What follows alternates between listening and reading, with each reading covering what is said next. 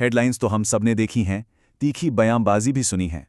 पर ईरान और अमेरिका की इस 40 साल पुरानी दुश्मनी के पीछे की असली कहानी क्या है? चलिए आज इस पूरी गुत्थी को परत दर परत सुलझाते हैं। तो सवाल यही है कि यह दुश्मनी यहां तक पहुंची कैसे।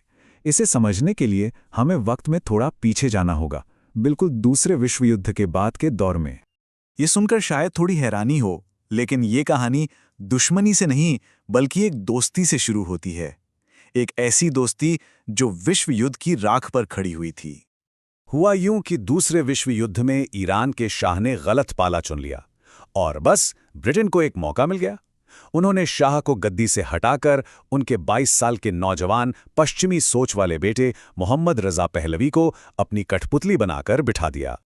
ये नए शाह, जिन्हें हम शाह के नाम से ही जानेंगे, पश्चिमी दुनिया के जैसे दीवाने थे। उन्होंने एक ऐसी मुहिम छेड़ दी जिससे देश को जबरदस्ती मॉडर्न बनाया जा सके। हिजाब पर पाबंदी लग गई, मस्जिदें और मदरसे बंद कर दिए गए, और इस एक तरफा फैसले के नतीजे पूरा देश दो हिस्सों में बंट गया। जैसे जैसे उनकी ताकत बढ़ी, उनकी महत्वाकांक्षा भी आसमान छूने लगी। वो एक बहुत बड़ा सपना देखने लगे, प्राचीन फारसी साम्राज्य को फिर से जिंदा करने का। और ये सपना एक बहुत ही आलीशान तरीके से दुनिया के सामने आने वाला था।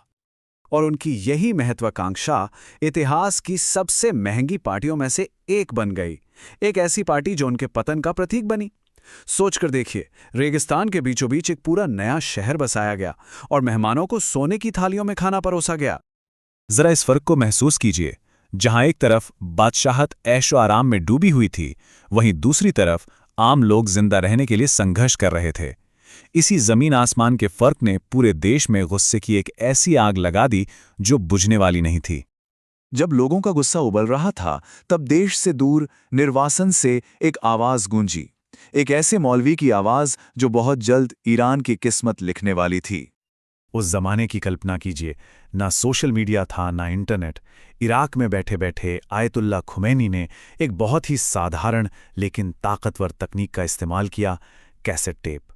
उनके जोशीले भाषणों को टेप पर रिकॉर्ड किया जाता और फिर चोरी छिपे बॉर्डर पार ईरान पहुंचाया जाता, जहां वो घर घर में सुने जाते। शाह की ताकत रेत की तरह फिसल रही थी और उन्हें यह एहसास हो गया कि उनके अमेरिकी दोस्त भी अब उन्हें नहीं बचा पाएंगे। और फिर उन्होंने अपना सिंहासन और अपना देश हमेशा हमेशा के लिए छोड़ दिया। पूरे 14 साल के निर्वासन के बाद खुमैनी एक हीरो की तरह लौटे। उस मंजर की कल्पना कीजिए, लगभग 70 लाख लोग। 70 लाख? ये कोई मामूली भीड़ नहीं थी। ये मानव इतिहास की सबसे बड़ी भीड़ में से एक थी, जो सड़कों पर उनका स्वागत करने के लिए उतर आई थी। क्रांति तो जीत चुकी थी, लेकिन इस जीत ने अमेरिका के साथ रिश्ते की पूरी तस्वीर ही बदल दी। जो कभी एक मजबूत दोस्ती थी, वो अब एक ऐसी कड़वी दुश्मनी बनने जा रही थी जिसे पूरी दुनिया देखने वाली थी। ईरान के इतिहास में पहली बार तेहरान की सड़कों पर अमेरिका मुर्दाबाद के नारे गूंज रहे थे। ये सिर्फ नारे नहीं थे, ये एक साफ साफ ऐलान था कि अब सब कुछ बदल चुका है। और ये भावना सिर्फ नारों तक सीमित नहीं रही, जल्द ही इसने एक भयंकर रूप ले लिया। क्रांतिकारी छात्रों ने अमेरिकी दूतावास पर धावा बोल दिया, लोगों को बंधक बना लिया और एक ऐसे संकट को जन्म दिया जिसने आने वाले दशकों के लिए दोनों देशों के बीच दुश्मनी की नींव रख दी। इस दर्दनाक घटना के बाद ईरान के नेताओं ने एक बहुत बड़ा सबक सीखा। उन्हें लगा कि अगर एक सुपर पावर के सामने टिकना है तो उनके पास भी सबसे बड़ा हथियार होना चाहिए, एक परमाणु बम। लेकिन ऐसी तकनीक मिलती कहां से है? तो इसे हासिल करने का एक खुफिया रास्ता निकाला गया। ये तकनीक सीधे पाकिस्तान के परमाणु कार्यक्रम के जनक अब्दुल कदीर खान से खरीदी गई। लेकिन दुनिया के सामने कहानी बिल्कुल अलग थी।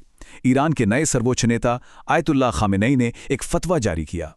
उन्होंने ऐलान किया कि इस्लामी कानून के तहत परमाणु हथियार हराम हैं, यानी पूरी तरह से प्रतिबंधित। पर आलोचकों ने इसे एक रणनीतिक धोखा बताया, जिसका मकसद दुनिया की आंखों में धूल झोंकना था। उन्होंने इसे तकिया का नाम दिया, एक ऐसा झूठ जिसकी इजाजत है अगर उससे देश की रक्षा होती हो। अब ईरान के इरादों पर खासकर अमेरिका को गहरा शक था और उन्होंने इसका जवाब बम से नहीं बल्कि जबरदस्त आर्थिक दबाव से दिया। ईरान पर कमर तोड़ अंतर्राष्ट्रीय प्रतिबंध लगा दिए गए और नतीजा, ईरान की तेजी से बढ़ती अर्थव्यवस्था लगभग रातों रात तबाह हो गई। इस दबाव ने ईरान को बातचीत की मेज पर आने के लिए मजबूर कर दिया और इसका नतीजा 2015 में राष्ट्रपति ओबामा के दौर में एक ऐतिहासिक समझौता हुआ। ईरान ने परमाणु कार्यक्रम को सीमित करने का वादा किया और बदले में उस पर से प्रतिबंध हटाने की बात हुई। लेकिन ये कूटनीतिक जीत ज्यादा दिन नहीं चली। अमेरिका के अगले राष्ट्रपति डोनाल्ड ट्रंप ने इस डील को भयानक कहा और इससे अलग हो गए। साथ ही ईरान पर पहले से भी ज्यादा सख्त प्रतिबंध लगा दिए। इस समझौते के टूटने से पूरा इलाका फिर से उसी जाने पहचाने खतरनाक खेल में फंस गया। टकराव, आरोप प्रत्यारोप और फिर से टकराव। आज ये लड़ाई कई मोर्चों पर लड़ी जा रही है। कभी सीधे सैन्य हमलों के जरिए, कभी पूरे मिडिल ईस्ट में प्रॉक्सी वॉर के जरिए और एक लगातार चलने वाली बयानबाजी के जरिए, जो पूरे क्षेत्र को हमेशा एक तनाव के माहौल में रखती है। तो यहां आकर एक बहुत बड़ा सवाल खड़ा होता है। 40 साल से ज्यादा की दुश्मनी और अविश्वास के बाद क्या टकराव का ये चक्र कभी टूट भी सकता है? और अगर हां, तो कैसे?